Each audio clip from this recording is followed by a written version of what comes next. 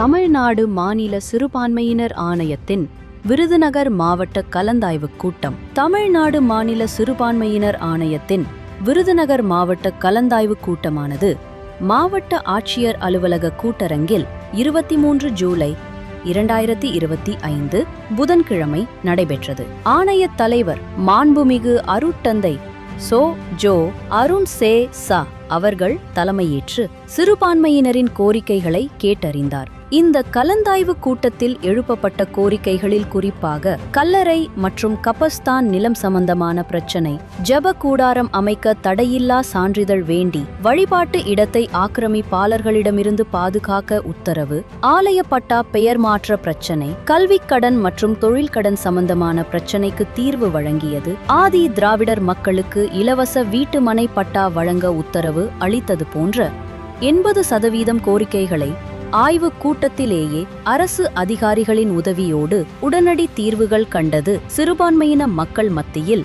புதிய நம்பிக்கையும் பாதுகாப்பு உணர்வும் மகிழ்ச்சியும் வர செய்தது.